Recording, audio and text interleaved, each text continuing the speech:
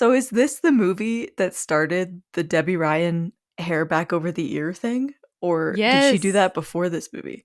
No, I think it originated here and people latched on and were like, that's absurd and cringy. And then it became such a thing that she like recreated it recently on TikTok. I literally love it. That scene in like the prom or like the anti-prom, whatever, where she like Morp. does it, but like no hair goes behind her ear. Oh my God, it's so funny. I burst out laughing. I was so frustrated by her hair this entire movie. No, same. Her curls were fine, but then she had the straight swoop bangs. And I was like, Oh yeah. you gotta do something here with your bangs. Oh, And this movie is not that old. Like this was 2012, right? Like that's insulting to correct. 2012 culture. We are better than that by 2012. I mean, 2008, of course, we all had straight bangs and curly hair, but we had moved beyond that by now. Oh yeah. Welcome, fellow Disney Channel babes, whether you're from the nostalgic 90s Or the awkward aughts. or you're giving Gen Z. We're glad that you're here. I'm Gabriella. And I'm Natalie, and this is the podcast where we rave And sometimes roast. classic Disney Channel original movies. You're listening to Once Upon a DCOM. Hello, everyone, and welcome back to Once Upon a DCOM, the podcast where we take you down memory lane, rewatching our favorite and your favorite Disney Channel original movies. My name is Gabby, and I'm here with my friend Natalie. How you doing today? So good. Every day is so good that we get to watch a DCOM. Of course it is, because DCOMs are amazing. And so this week we are talking about the movie Radio Rebel. But before that, just in case we have any new listeners, let me let you know what you're in for this episode. We review one Disney Channel original movie every single week in random order. We have a randomizer, which you can look forward to at the end of our episode, that picks what we'll be watching for the following week. In each episode, we take some time to discuss the most cringy and most wonderful moments of your favorite DCOMs. We also talk about where the actors are now, and we talk about what the critics and audience thought, specifically using Rotten Tomatoes, our absolute favorite. So, Natalie, are you ready to hear a little bit about Radio Rebel? I am. I'm so excited to talk about this one. This was a fun one. So Radio Rebel came out in 2012, which is one of our more modern films. I think our second most modern, except for Zombies, which was 2018. It was directed by Peter Howitt, who has done absolutely nothing similar to this whatsoever before or since this movie. So I don't really know why he got picked. Okay. Yeah, but he did fine, I guess. It stars Debby Ryan, Serena Param. I'm so sorry if I mispronounce this. Serena Parmar. She's Indian. We'll get into that later. Adam DeMarchio and Merritt Patterson. So this is kind of fun. Natalie, the tagline for this movie is, "Can the girl who never speaks become the voice of a generation?" Ooh. I think that's overselling the film, but sure. I agree. Maybe the voice of one high school demographic. Yeah, we'll get into it, but she reaches a couple thousand people, so it's more than the high school. But is it a generation? No. Right. A couple nearby districts, perhaps. Sure. And then this is the third Disney Channel original movie to star Debby Ryan, the others being 16 Wishes, which came out in 2010, and the Sweet Life movie, which came out in 2011. So she just had 3 back-to-back-to-back DCOMs a year. Good for her. Yeah. So that's what you need to know about Radio Rebel. Natalie, can you tell us what happened in this movie? Yes, let's recap this film. All right. As I like to say, buckle up, Buttercup. My favorite. Tara is a shy and awkward high schooler who struggles with social anxiety and speaking up in public. She has a huge crush on this boy named Gavin, who is part of a band that's starting to gain popularity at their high school, but they have never spoken before because Tara is too shy. Despite her extremely introverted nature, Tara lives a secret double life as Radio Rebel, an anonymous podcast host / DJ who broadcasts from her bedroom. On her show, she's confident and outgoing, able to express her thoughts and feelings about the world, spreading a message of positivity and standing up for yourself to all of her listeners. Tara's stepfather runs the local radio station, and he chats with Tara about Radio Rebel as like kind of an attempt to bond with her, and then accidentally finds out that she is Radio Rebel. And he gets her to agree to transfer her show to his station. And she's super hesitant at first, but once she makes friends with her producer, Cami Q, she starts to feel a little more comfortable, and her show takes off with over 16,000 listeners daily. So it does really well for, I guess, Seattle. That's right. They're in Seattle. Yeah, because you see the Space Needle. Sure. And I just have to say, this whole thing with the dad finding out happened so quickly. So I fast. truly believed that they were going to like elongate this and make it most of the movie of like, will he or will he not? Yeah, I thought that was the plot. And like immediately he's like, oh, you're Radio Rebel. And the mom's listening at the door. She's like, oh, we all know. Now it's a thing. Yeah, it happened instantaneously. I was like, oh, Yeah. that's what I thought the plot was. Never mind. It's going to be something different. Yeah, totally. Yeah. Keep going. Tara and her crush, Gavin, are partnered on a school project together, but oh no, mean girl Stacy is also in their group. Tara slowly finds the courage to talk to Gavin, and they realize that they actually have a lot in common. But Stacy also has eyes for Gavin, and the two of them make plans to go to prom together. Tara's devastated, but of course, she is way too shy to say anything, so it happens. Everyone at school is talking about Radio Rebel and wants to know her true identity. She's so popular that the school has even nominated her to become prom queen. And plus, if she is crowned, then she will have to reveal her true identity. Tara's best friend Audrey is getting annoyed because Tara constantly dismisses her invitations to hang out and won't tell her why. Every single weeknight she's doing this. Yeah. So frequently. Yeah. Monday through Friday from like 5 to 7 p.m. It's excessive. It's excessive. She's really sure. committed. Oh, yeah. But finally, Tara just like can't take it anymore and just tells her best friend the truth. And Audrey is so excited that all is forgiven. And that plot point ends very quickly. However, her newfound influence around the school catches the attention of Principal Moreno, who views Radio Rebel as like a disruptive force and threatens to expel her once she finds out her real identity. She even cancels prom, making everyone turn on Radio Rebel with like protests outside the studio and everything. But instead of giving up, Tara doubles down. As Radio Rebel, she proposes an alternative event called MORP, which is prom spelled backwards, and she invites everybody to attend. Mean girl Stacy starts to suspect that Tara may be the voice behind Radio Rebel, and so she hosts a party at the same time of Radio Rebel's show where the whole school is invited, and she threatens that if Tara doesn't show, then she'll know exactly who she really is. But Tara attends, while her producer and mom use pre-recorded snippets to cover for her back at the station. And she almost biffs it, like a lot, but she's able to keep up the charade for the night, and Stacy still isn't convinced, and she sends her little best friend slash assistant slash minion to go find out for sure. And she finally gets the evidence that she needs to prove that Tara is in fact Radio Rebel. Dun, dun, dun. Mm-hmm. Stacy threatens to tell the whole school unless Tara agrees to tell everyone to vote for Stacy as prom queen on her show.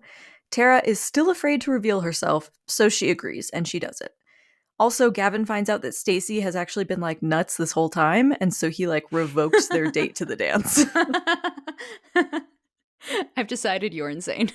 Yes, it's watch the movie, but it's a lot of events where he's just like, I can't even, you locked her in a closet, I just can't even deal with you anymore. And you're like, yeah, well, you should have seen she was nuts, but that's fine. Good for you, Gavin. You got there eventually. You got there eventually, you stupid pretty boy. Okay. The day of MORP comes, MORP again being prom backwards, and everyone is waiting to see if Radio Rebel's identity will be revealed if she's crowned prom queen. And it happens. And Tara finally takes her own advice and kind of confidently reveals that she is Radio Rebel. The principal tries to expel her on the spot, but her classmates come to her rescue and they all claim that they're a Radio Rebel too.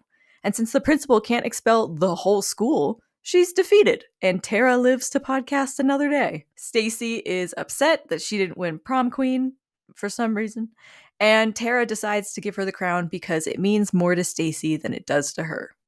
For some reason.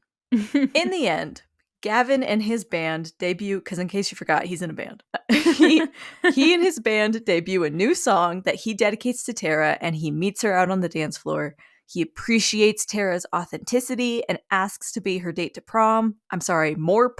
You know, the event that they're literally already at. And she says yes. He then reveals that he already knew that she was Radio Rebel because he was the dancing sandwich who helped her.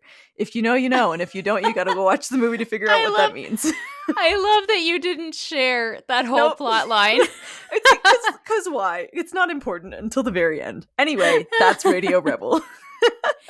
It's very weird how they have this random dancing sandwich throughout the movie that just keeps popping up. And you're like, why? Yeah, I literally, when he showed up, I was like, what is the point? What is the point? And then at the end, I was like, oh, I understand the point.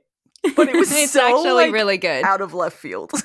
I would say it's one of the better DCOM reveals. Like, I was genuinely surprised. I didn't see it coming at all. Yeah, no, I didn't see it coming at all.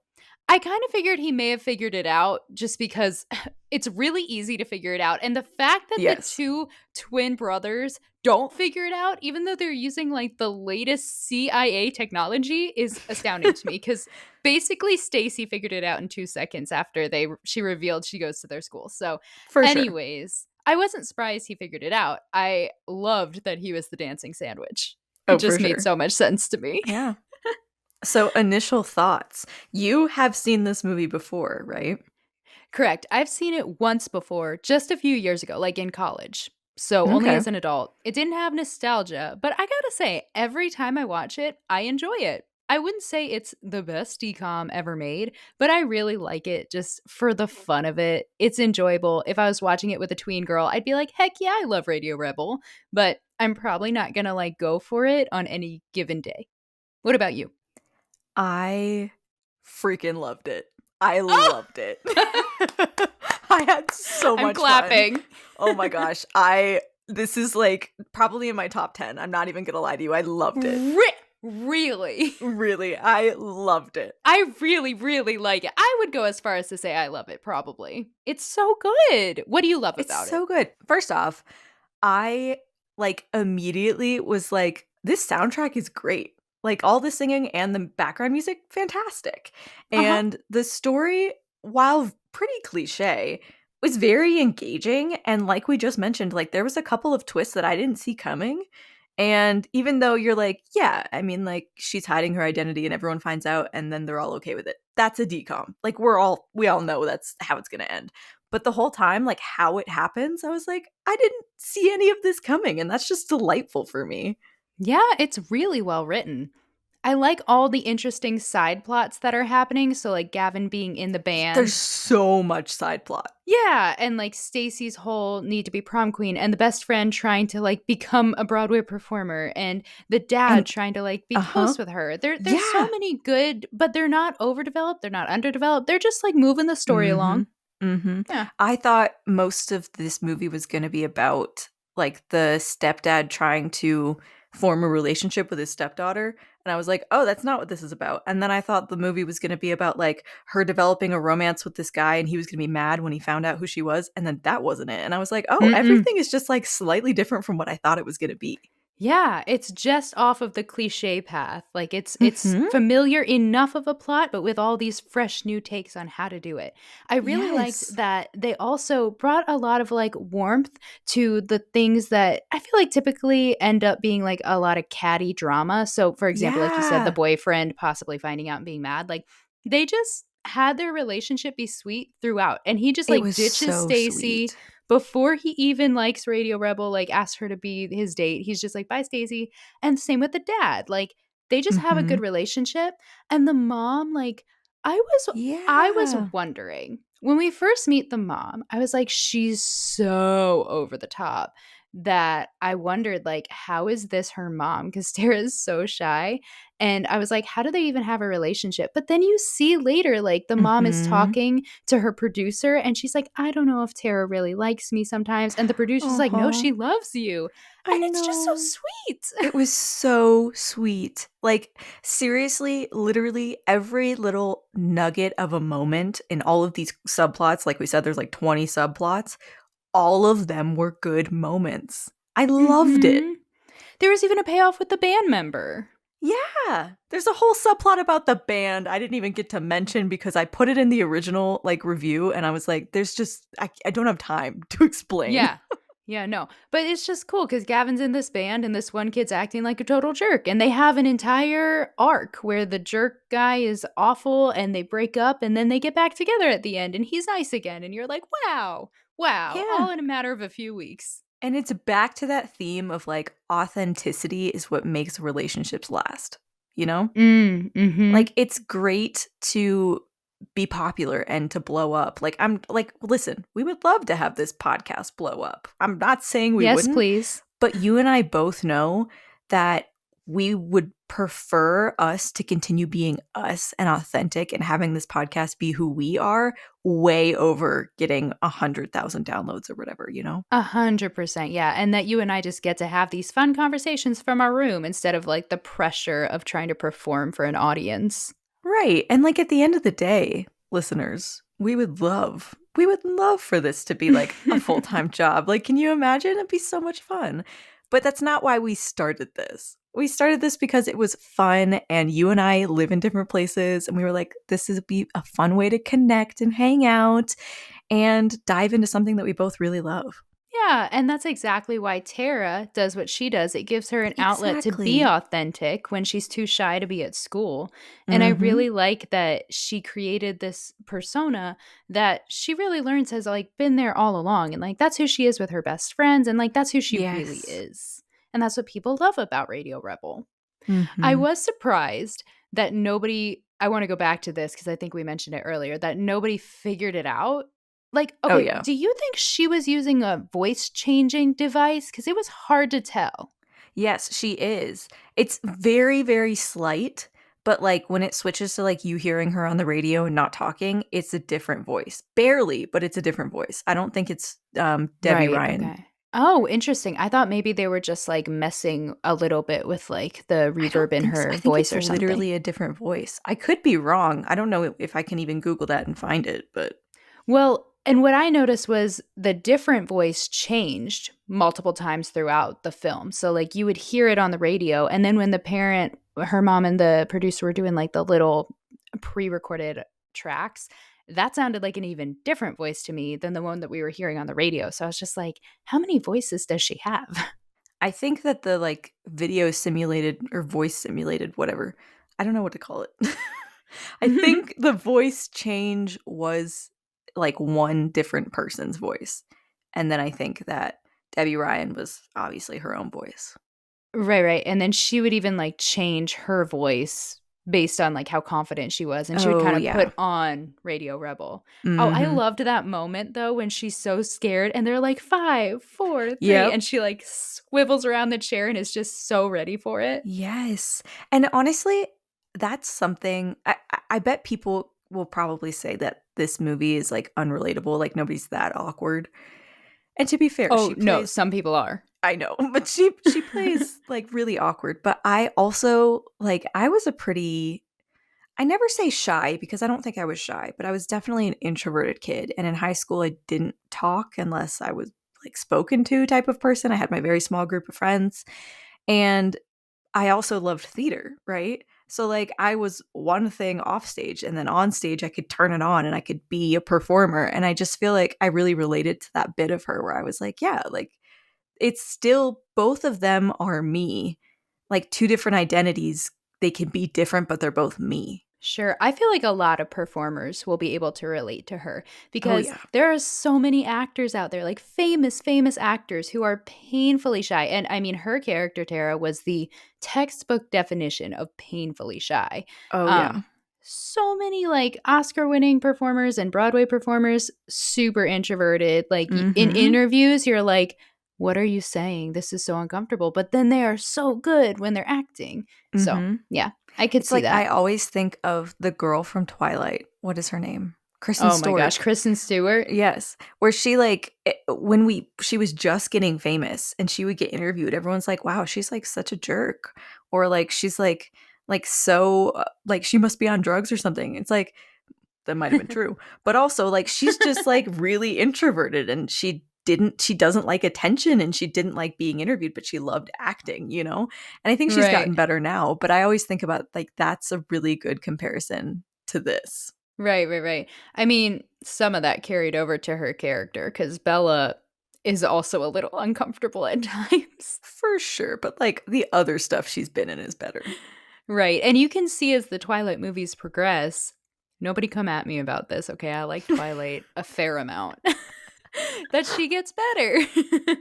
She's a much better actress by the fifth movie than in the first one, I Are there think. 5? I thought there was 4. Oh no, they split the last one in half. They pulled a Harry Potter. They did. That's right. I am not a Twilight connoisseur. I read the books, liked the books, and then the movies came out and I was like, huh, how about that? I read the books in like 8th grade when it was a thing, and then I watched the movies, and I've never read the book since, but I do repeat the movies like once every year and a half or so when I'm really feeling it. You know, I think I'm coming up on a Twilight rewatch now that I think about it. I was just thinking as you were saying that, I was like, I want to reread Twilight and see if it's actually, because I remember like everyone makes fun of how badly it's written, but clearly it did something for us all because we liked it. I should Yeah. reread Twilight. I should see if it holds up. Okay, but going back Yes, to take Radio it back. Rebel. Take it back. I'm curious how you felt about her friend, Audrey. I think she was really annoying in the first half, and then in the second half, it kind of feels like we forgot she was there. Oh, interesting. I had in my notes, okay, hate her friend at the beginning, and at the end, I was like, I actually really like her friend by the end. I mean, she kind of like again, this is I don't know if this is for or against the film, but it was one of those things where I really thought like the friendship was going to be the main thing in the movie, and then it got resolved so quickly in the beginning, and then I was just like, oh, and she's there, you know? Mm-hmm. Like it That's wasn't fair. like major plot point. I don't know. She was annoying for sure, but then she is so supportive and so sweet at the end, and I really thought that she was going to like reveal the secret or something, and she didn't. She's just a Yeah. supportive, great little friend.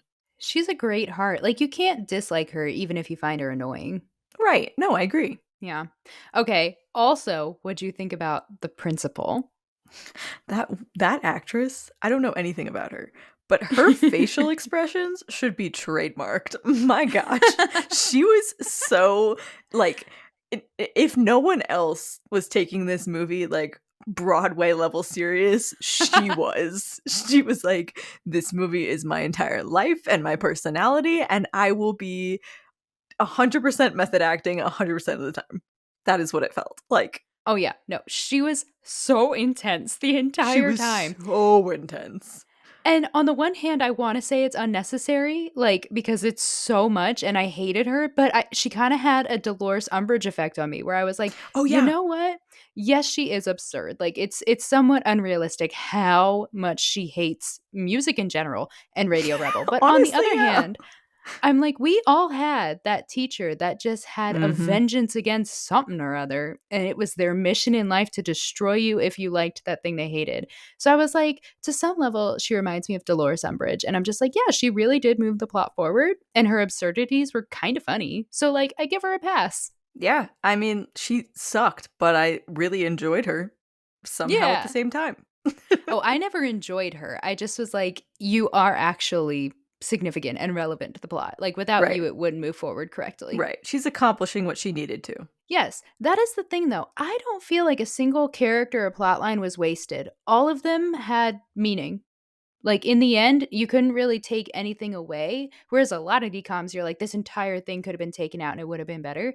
I feel like there's almost nothing in this movie that I'm like, if you took that out, it would be a better film. Disagree. I don't know if it would Oh, be a better film, but definitely would not affect the plot in any way if you took out the twin brothers who were her friends trying to find out who Radio Rebel was. correct. I stand corrected. They were They were stupid. hilarious. And like the hiding in the box and like walking around with the boxes on, peak comedy. Hilarious. Oh, However, really? they I did thought they were not dumb. need to be in the movie. Yeah, I didn't think they were that funny. I thought they were pretty dumb. They had a few moments that had me laughing pretty hard. So I guess a little bit they were funny, but for the most part, I found them very annoying. I just wanted them gone. What? No, I thought they were so funny with the little guy with those little wipes where he's like, there's germs everywhere. And I was like, Those are the parts I found funny. this is so unnecessary. I think it's hilarious. It's flu season. It's flu season. He's like wiping down the buttons in the elevator. Oh, Yeah. so unnecessary. So funny. You're right. They could have been taken away because I actually didn't even think about them in my brain scan of the movie. So, yeah. They're not in the recap because they add absolutely nothing to the film. Correct, except for light comedy. Yeah. The romance parts were actual good. I was feeling things. That boy is a good actor. He is a good actor. I was like, ooh, I'm feeling little butterflies. So much tension. So much tension. Like really, really good tension. Like, listen, I love me some High School Musical, but in the first and second one, I don't think there's a lot of good romantic tension. The third one, I think it's there. But like, even in Descendants, I really don't think there's like a whole lot of romantic tension. This movie had the most romantic tension I have seen from any DCOM, except for maybe Kim Possible, but that's a cartoon. Wait. What about Camp Rock? I mean, we were not satisfied at the end of that movie, but the tension was there. That's true. That is true. But I would almost say this tension was better. Oh, no, I agree with you 100%. 100% this tension was better. It was so palpable. And I was like eating it up. I was like, that's amazing. Oh my God. I was like leaning into the screen. I was like, yes, yes. And then he didn't kiss her and I died. But I like when he gets off stage at the Morp and they're dancing. Oh my God, it's so cute. Yes, it's so good. I was like, you are a good little actor. My goodness, where did they find you? And why are you not in more? Actually, I have something on that during the Where Are They Now? So you'll be happy to hear. I had to restrain myself from looking up where he was now because I was like, where is this? From like a casting background, I'm like, where is this man? How can I get him a job? Like, he's good. Yeah, he was great. Both when he was acting like in the movie and when he was acting as an actor, when he was doing the Shakespeare part, I was like, oh my gosh. Wow. And he's pretty. He's very pretty. He is pretty. You know what I said? Speaking of Camp Rock, I said Gavin is the Nick Jonas of the group and his friend Gabe was the Joe Jonas of the group, who was just like, I just care about the image and making sure we're hot rock stars. And then Gavin was all like, I care about the music, bro. There's no soul to this anymore. We could do so much more with our artistry and craft. And I was like, okay, Nick Jonas, I see you. I mean, yes. I literally love that actor. And the moment I saw him pop up on screen, I was like, oh my God, it's Benny from My Babysitter's a Vampire. Oh, is that where he's from? Did you ever watch that show? It was short-lived, but that was a good show. No, and I didn't do him in the Where Are They Now, so I don't know anything about him. Oh, I don't know where he is now either, but I loved that actor. I think it might have been a Disney show. Actually, I don't think it was, but it had that vibe, the vibe of a Disney show. Okay. I had a comment when you brought up Descendants. Yeah. There is no romantic tension whatsoever between Mal and Ben, especially in the first one. But when you get to the second Descendants, I stand corrected. There is so much. No, wait. I have something else. Between Harry and Uma. Oh, yes. And between Harry and Mal. Between Harry and the general. Screen. Yes. No, that man oods sex appeal. Let's be honest. Let's say the word. He could have sexual tension with a cardboard box, and I'd be like, "You're selling it." Yep. So just got to put that out there. Oh yeah, 100% on board with you. He covers enough of what Ben is lacking. Agreed. Although I do love Ben, but this is not a Descendants podcast. He's one day it will be, but today he's it's not Harry. Correct. Do you have any more discussion points? I literally don't. I have one. Okay. I wrote with no notes, just the one line. I think one of the more like obvious, I guess, like themes of this movie is like the power of having a voice and the power of having an influence and what that means and like the importance of that. Yes, it's so crazy to see how the people responded to her, but then also turned on her so quickly. So fast. like so fast. But it was, I did question, like, is this realistic how much she can influence an entire culture? But then I think, like, when I was in high school, I'm pretty sure somebody could have done this to us as well if they had the right Yeah. platform. And yeah, it's just crazy to me how she gets like everyone to wear red and everyone like they never get their prom back and they are completely fine with it and the school can do nothing about them or whatsoever. Like Right. she did that. That's Yeah. crazy. And I think it's so interesting to like take a deeper look at how, like, I guess influencers, I don't know, I feel weird about that word. I have feelings, but like, Mhm. I guess like people with influence, how they can completely change the course of people's lives, whether that's Mhm. like small ways or much bigger ways, or even like people who have influence can influence how you vote. They can literally influence who becomes the next president, or they Mhm. can create styles, putting things in fashion and out of fashion. Like they have so much control almost subconsciously Mhm. of what we do with our lives. And I feel like sometimes we don't think about that. And then when you sit back and think about that, it's a little scary. Yeah, it is. When you said the, styles and fashion, it reminded me of Regina George when she, like, cuts the Mhm. t-shirt and then everyone's wearing the tank top with holes in it, and it's like, that's such a dumb idea, Yeah. but here they are all doing it. But here they are. Yeah, I get very frustrated when people are given influence or given a platform either by the people or by, I don't know, an organization, and they don't use it well. That's just like a Yes. really frustrating thing for me when I see people being either very arrogant and not humble or using that platform to hurt others. And I think there's just a lot of responsibility that comes with influence. And in this society, with technology being what it is, it's so easy to be, well, not So easy, but like it's so much more common now oh, for yeah. people to gain a platform. And I wish there was like some level of training. And it just gets very like messy for me when certain people get influence and don't know how to use it and don't act in humility. And I thought Tara did a great job with that. I agree. Bouncing off of what you just said, I wanna talk about the fact that, like, we have this term of, like, influencer, but really that just means someone with influence, right? And at the end of the Hmm. day, every single person on this earth is an influencer. Whether you have a giant platform or not, like, you Mm, affect other people in your life, whether that's, the small decisions or the big decisions.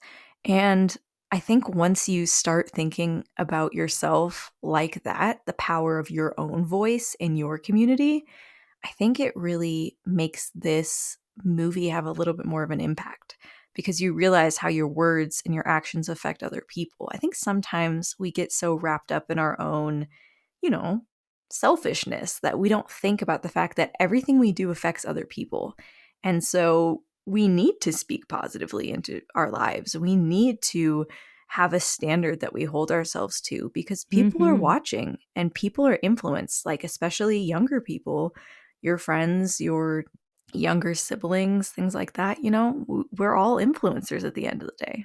Right. I was just going to bring it back to the movie for a second. Like, Tara does a fantastic job with this. She is Hmm. so grace filled. Like, she handles this with class. And even when they Hmm. turn on her, she opens the lines for callers to just berate her. And she just takes that all and is like, thank you for sharing how you feel. I validate that. Like, I'm going to see what I Yeah. can do. And if I can't do anything, like, I'm sorry. And then she processes it with her safe people and she comes up with a solution. And I'm just like, Yep. wow. A lot of times you see actors, or not actors, but characters like go cry in a corner and someone else has to lift them out of it. And she really got herself out of that, being able to be grace filled towards the people who were mad at her, but then also like, recognizing that it's not her fault Yep. necessarily and like being able to let that wash off her back. Like, I just wish every celebrity should and influencer should like take a page out of Tara's book. Yeah. This movie, at the end of the day, this movie is a very healthy movie. I think that, Hmm. like, sometimes we enjoy seeing the breakdowns in DCOMs, and that has its place too. But Of this course. movie, very emotionally healthy. Mhm. Yes. I think that's a good place to wrap our discussion and hear what other people thought. For sure. Okay, so we head over to Rotten Tomatoes to look at all of the ratings and what the critics thought, what the audience thought. No tomato meter for this guy, which just means that not enough critics reviewed. There were only two. Not super surprising. But here is a good quote from the New York Times, who did review this movie. And get ready because I'm about to say some big words. Okay. The New York Times said that Radio Rebel is a splash of anti-establishment insouciance between all of the network's shiny-cheeked go-getters and goofballs, which is just a very fancy way of saying that they appreciated that Tara was a very different kind of hero from the usual Disney kids. Basically what we've been trying to say for like 30 minutes here. For sure, for sure. And it's the New York Times, so they had to use very fancy words. Of course. Now, the audience rating for this movie is a healthy 61%. I think that's not fair. horrible, not the best we've ever seen, but honestly, I thought it was going to be worse, so I'm happy a tie. Me too. For the most part, everything in the comments was very positive, like the reviews that audience left, except for a few which were just honestly like 2 words. So they were like, hated it, things like that. So I mainly polled positive ones. I polled one negative one. They were about even, but like it was mainly positive stuff, right? Okay, let's hear them. This person said, Radio Rebel takes inspiration from some notable DCOMs and manages to breathe life into a classic story of not being afraid to show the world who you are. The ability to use the charm and synergy that the cast radiates furthers the story. I love that they pointed out that the cast, like, they all really connected on this thing. Yes, that was a good one. This person said, genuine and a movie with good messages. Better than most newer Disney Channel movies, for sure. And honestly, I haven't seen all of the newer movies, but I kind of agree. I was a big fan. I agree too. And I think this one is more popular among the new ones, and I think there's a good reason for that. Oh, yeah. Oh, yeah. And then this one said, it really makes you look at your life and want to stand up for yourself. A lot of what she talks about is true, and it made me feel better as a person. Isn't that cute? Aww, yes. That's what you love about a DCOM. You want to feel like you want to be inspired at the end of it. Mm-hmm. And then here's the one bad review that I pulled, just because it was more than a few words. A Disney-fied schmaltz piece. It gave me a headache. Oh. Maybe if I was a preteen girl, I might see this differently, but I didn't. I found Radio Rebel was as compartmentalized as they come and covers nothing fresh or new. Every character is incredibly cliche. Hard disagree. Yeah, I don't think everyone was a cliche, to be honest with you. Bro, what's wrong with this guy? Okay, he's bitter. I'm going with the happy reviews. Yeah, I agree. All right, Gabby, where are they now? Okay, so we just talked about last week how my Where Are They Nows always suck, but this one's fun, so let's get to them. I'm so ready. So we have Debby Ryan first, of course, who played our star Tara. We all knew her from The Sweet Life on Deck with Zach and Cody. That's where she kind of got her start on Disney. And she had also been on Barney before, which is kind of fun because I feel like a lot of Disney stars start on Barney. And then everyone's been on Barney. Everyone's been on Barney. And then her most notable role with Disney, at least, is on Jessie. And I would argue that's probably her biggest thing that she's done overall. Yeah, I would think so. Like, I didn't watch Jessie, and I knew she was from Jessie. So I think so. Correct, yeah. So she continued acting steadily up until now. Like, she's still acting, and she's done a lot of great stuff. She's starred in a few things. She's also guest starred in some stuff. She was on all of those crossover episodes for when they do like the Disney Channel shows and they cross them over. She was in all those. So we might see her again in some of those movies. I can't remember exactly which one now. And so this is interesting. In March of 2015, she revealed that she had once been in an abusive relationship, though she described it as a professional relationship rather than romantic, but it did become physical. But the experience inspired her to team up with Mary Kay and Love is Respect for their Don't Look Away anti-domestic violence campaign, which I thought was really cool. Her. Yeah. And then this is really fun. She dated 21 Pilots drummer Josh Dunn from 2013 to 2014. They eventually broke up, but then later got back together and they got married in 2019. That's cute. We love a second chance romance. And they're adorable on Instagram, so you should check them out. Okay, cute. And tell me about my boy. Okay, we'll move on to Adam DeMarco. as you know, Adam played adorable baby boy Gavin that we love so much. So he has also continued steady acting. I mean, he has acted a lot. So his Good. He most deserves to. notable, yeah, he does. His most notable breakout role was actually kind of recently, just in the last few years, in season 2 of the HBO show The White Lotus. So that's kind of been Oh, his biggest thing since this movie, although he has okay. been in a lot else. Did Good you have a for comment on The him. White Lotus? No, I haven't seen it, but I've heard really good things and I probably should watch it. Okay, yeah, so he's a big character in season 2, apparently. So you won't see him if you watch Okay. it in season 1. Well, now I have to get to season 2. Yeah, I know. We will see him again alongside Zendaya in the DCOM Zapped. So whenever we watch that, we'll get to see him again. I'm freaking so excited for Zapped now. I know, The right? two And of it has them, oh my Zendaya. It can't gosh, be such bad. such incredible actors. Oh, it's gonna be so good. I know. Now, I looked it up on IMDb. I'm not exactly sure if he is like a love interest character, but he's one of the leads. Oh, So he he has better be a a love interest significant character. role. Like the I two don't of know. them? Come on. Oh my gosh. Can you imagine? We will see. We will see. So he did a musical project slash alter ego called Good One that you can listen to on Spotify. And it's just like 3 songs of him singing. And it was just Okay. a fun project he did. Got it. That's my evening. Got it. Yep. It's His only 3 voice songs, was so beautiful. yeah, it was. I was surprised he hasn't done more musical work, I honestly. agree. Yeah, weird. And then most recently, since you love his voice, he narrated the character Nick in the Audible original Glimpses of the Moon, which is a story about a couple getting married, but for attention and prosperity over love. It's an adaptation of an earlier book, and it's getting a lot of play right now. So maybe check it out. He's like the main character Done. narrator. Done. Yeah, and it's a romance. We do love that. Yeah. So that's everything I have on him. His Instagram is just a lot of cool pictures, but nothing like and like some announcements about other smaller projects that he's done. Not any of which are like super small. Like he's done some really good stuff, so check it out. Typing it into my phone right now. Next up, we have Serena Parmar. I think that's how you say her name. She played best friend Audrey. So she also continued acting steadily. Pretty much all of them did that I looked at. And she pursued playwriting. I don't think she's done anything super notable, but I think it's really cool that she did give writing a shot. And I think that she has done some plays that have been produced that you can Okay. find if you look up her name as a hashtag on Instagram. There are some productions that have like tagged her, but she doesn't have an Instagram, at least not one that I could find. Interesting. But this is really cool, I thought. I was really impressed by this. She has kind of struggled to balance acting with her Indian heritage. She's talked about that Mm. before.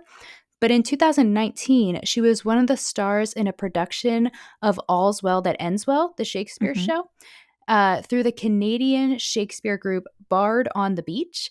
And the show is really unique because they rewrote it so that the entire story takes place in South Asia and they prioritize South Oh. Asian culture and casting. Oh, I So love there was some that. controversy about it, but she got to be one of the leads in that. And she's done some other theater and television and movie work since this movie. Amazing. I love that. And then finally, I did look up Marriott Patterson, who played Mean Girl Stacy, and she has continued acting from 2017 to 2001. Get this. I think you'll love this if you're anything Okay. like your sister. Okay. She has starred in 11 Hallmark Channel and Oh Great my American gosh. Family movies. Oh, good for her.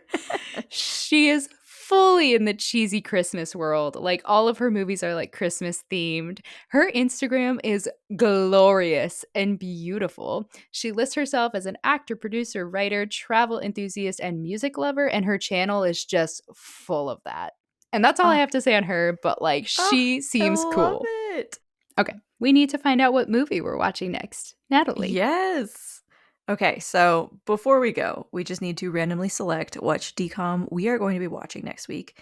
Gabby and I have a ginormous list of every DCOM ever made and a random number selector to choose our next watch. Gabby, hot take reveal for everyone, but we're getting near the end of our first season, which I means that there are know. only 2 more episodes before our break. So crazy. Okay, we should definitely tell people though what is going to be happening because we're not truly taking a break. You won't Mhm. be without any content. Yeah. Tell us, Gabby.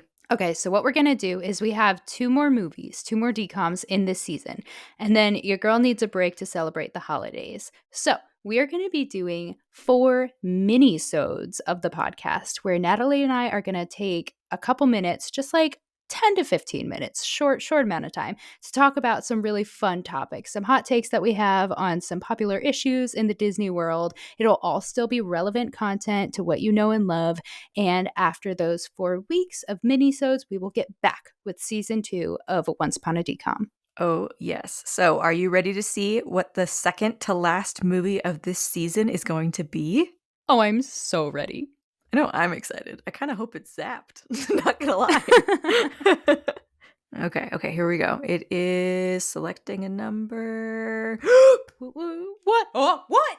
Sorry, I just like scream gasped into the microphone. Gabby will probably have to edit that out. We are watching one of my favorites. Oh, it's got to be a High School Musical. The Cheetah Girls. Stop me, still my heart. Cheetah Girls, so Cheetah Sisters. I'm freaking out. I freaking love this. Obviously, let's be honest. Everyone knows the second one is the best one, but we're going to be watching the first one because it lays the foundation. Yes. I don't want to say this out loud, but I'm just going to say it to you, Natalie. No one else can hear me. I've never seen the first Cheetah Girls. You've never.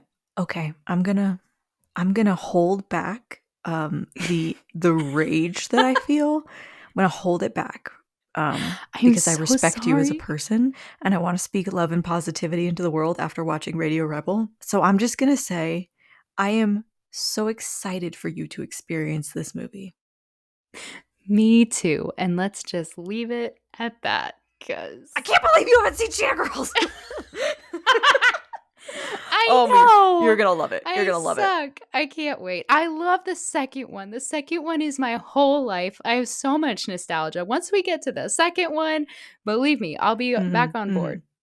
The second one, don't think the first one is better than the second one, because it's not. The second one is the better one, but the first one is good.